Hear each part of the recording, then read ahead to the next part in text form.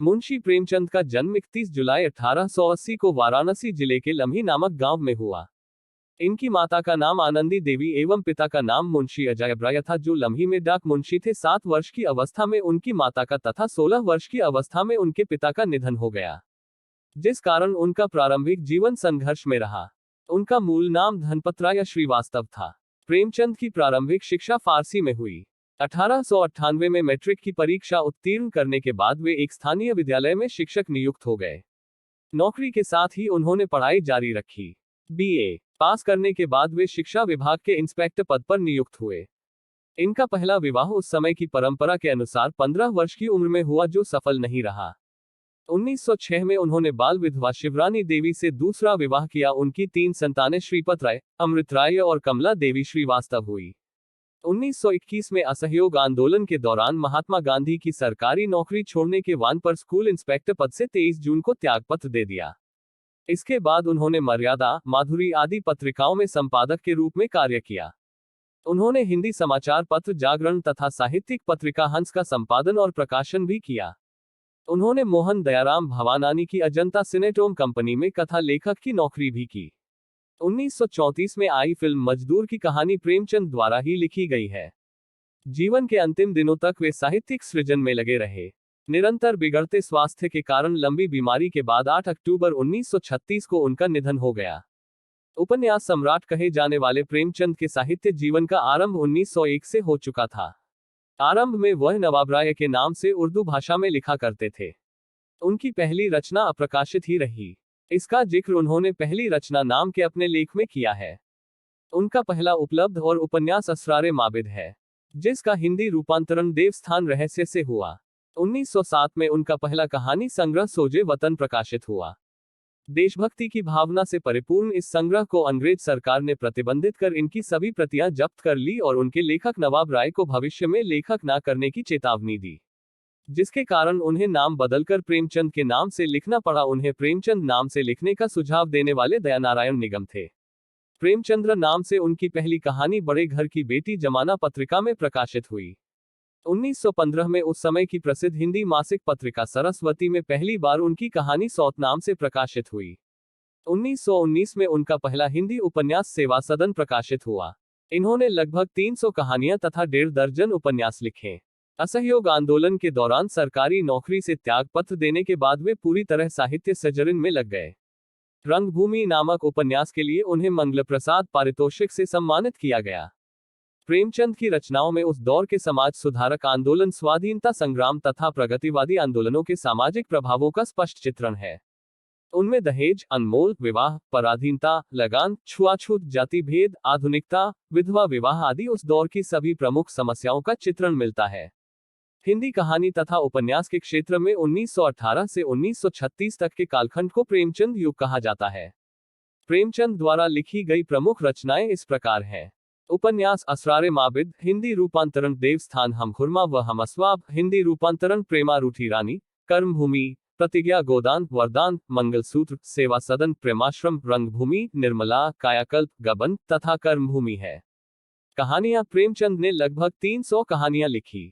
उनकी कुछ प्रमुख रचनाएं इस प्रकार हैं। 2 बैलों की कथा, पूस की रात, ईदगाह, 2 सखियां, नमक का दरोगा, बड़े बाबू, सौत, सुजान भगत, बड़े घर की बेटी, कफन, पंच परमेश्वर, नशा, परीक्षा, शतरंज का खिलाड़ी, बलिदान, माता का हृदय, मिस पद्मा, कजाकी, सोजे वतन, सप्तसरोज, नवनिधि, समरयात्रा, मानसरोवर, आत्माराम, आखिरी तोहफा, दूसरी शादी, आखिरी मंजिल, इज्जत का खून, इस्तीफा, कर्मों का फल, दिल की रानी, निर्वाचन, क्रिकेट मैच आदि। नाटक संग्राम, प्रेम की वेदी और करबला। निबंध पुराना जमाना नया जमाना, स्वराज के फायदे, कहानी कला, हिंदू उर्दू की एकता, उपन्यास, जीवन में साहित्य का स्थान, महाजनी, सभ्यता आदि। अनुवाद, प्रेमचंद्र एक सफल अनुवादक भी थे। उन्होंने टॉल्स्टॉय की कहानियां, चांदी की डिबिया, न्याय और गर्ल्सवर्दी के 3 नाटकों का हड़ताल नाम से अनुवाद किया। पत्र पत्रिकाओं का संपादन प्रेमचंद ने माधुरी, हंस, जागरण, मर्यादा का संपादन किया। मुंशी प्रेमचंद की भाषा सहज, स्वाभाविक, व्यवहारिक एवं प्रभावशाली है। उर्दू से हिंदी में आने के कारण उनकी भाषा में तत्सम शब्दों की बहुलता मिलती है। उनकी रचनाओं में लोकोक्तियां, मुहावरे एवं सूक्तियों के प्रयोग की प्रचुरता मिलती है। साहित्य के क्षेत्र में प्रेमचंद का योगदान अतुलनीय है। उन्होंने अपनी रचनाओं के माध्यम से लोगों को साहित्य से जोड़ने का काम किया। उन्होंने हिंदी कथा साहित्य को एक नया मोड़ दिया। आम आदमी को उन्होंने अपनी रचनाओं का विषय बनाया। उनकी रचनाओं में वे नायक हुए जिन्हें भारतीय समाज और अछूत और घृणित समझता था। उन्होंने अपने प्रगतिशील विचारों को डरता से तर्क देते हुए समाज के सामने प्रस्तुत किया। उपन्यास के क्षेत्र में उनके योगदान के लिए बंगाल के उपन्यासकार शरद चंद्र चट्टोपाध्याय ने उन्हें उपन्यास सम्राट कहकर संबोधित किया। रंगभूमि नामक उपन्यास के लिए उन्हें मंगल प्रसाद पारितोषिक से सम्मानित किया गया तथा उनके पुत्र अमृत राय ने उन्हें कमल का सिपाही नाम दिया।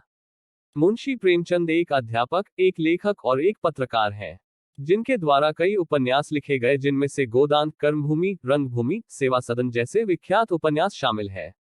प्रेमचंद को आधुनिक हिंदी कहानी के पितामह और उपन्यास सम्राट कहा जाता है।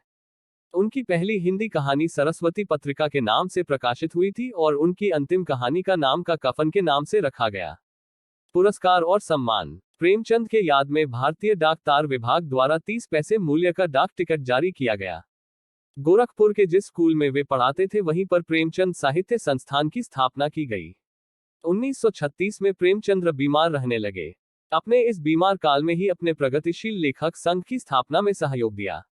आर्थिक कष्टों तथा इलाज ठीक से न कराए जाने के कारण 8 अक्टूबर 1936 को मुंशी प्रेमचंद देहांत हो गया। इस तरह ये दीप सदा के लिए बुझ गया, जिसने अपने जीवन की बत्ती को कण कण जलाकर हिंदी साहित्य का पथ आलोकित किया। प्रेमचंद जी की प्रारंभिक शिक्षा 7 साल की उम्र से अपने ही गांव लम्ही के एक छोटे से मदरसा में शुरू हुई थी। मदरसा में रहकर उन्होंने हिंदी के साथ इन उर्दू थोड़ा बहुत अंग्रेजी भाषा का भी ज्ञान प्राप्त किया। ऐसे करते हुए धीरे धीरे स्वयं के बलबूते पर इन्होंने अपनी शिक्षा को आगे बढ़ाया और आगे स्नातक की पढ़ाई के लिए बनारस के एक कॉलेज में दाखिला लिया। पैसों की तंगी के चलते अपनी पढ़ाई बीच में ही छोड़नी पड़ी। बड़ी कठिनाइयों से जैसे तैसे मैट्रिक पास की थी, परंतु उन्होंने जीवन के किसी पड़ाव पर हार नहीं मानी और 1919 में फिर से अध्ययन कर बीए की डिग्री प्राप्त करी। प्रेमचंद जी बचपन से किस्मत की लड़ाई से लड़ रहे थे। कभी परिवार का लाड प्यार और सब ठीक से प्राप्त नहीं हुआ। पुराने रिवाजों के चलते पिताजी के दबाव में आकर बहुत ही कम उम्र में 15 वर्ष की उम्र में उनका विवाह हो गया। प्रेमचंद जी का ये विवाह उनकी मर्जी के बिना, उनसे बिना पूछे एक ऐसी कन्या से हुआ जो कि स्वभाव में बहुत ही झगड़ालू प्रकृति की और बदसूरत सीधी। पिताजी ने सिर्फ एक अमीर परिवार की कन्या को देखकर विवाह कर दिया। थोड़े समय में पिताजी की मृत्यु हो गई। पूरा भार प्रेमचंद जी पर आ गया। एक समय ऐसा आया कि उनको नौकरी के बाद भी जरूरत के समय अपनी बहुमूल्य वस्तुओं को बेचकर घर चलाना पड़ा। बहुत कम उम्र में गृहस्थी का पूरा बोझ अकेले पर आ गया। उसके चलते प्रेमचंद की प्रथम पत्नी से उनकी बिल्कुल नहीं जमती थी, जिसके चलते उन्होंने उसे तलाक दे दिया और कुछ समय गुजर जाने के बाद अपनी पसंद से दूसरा विवाह लगभग 25 साल की उम्र में एक विधवा स्त्री से किया। प्रेमचंद जी का दूसरा विवाह बहुत ही संपन्न रहा। उन्हें इसके बाद दिनों दिन तरक्की मिलती गई।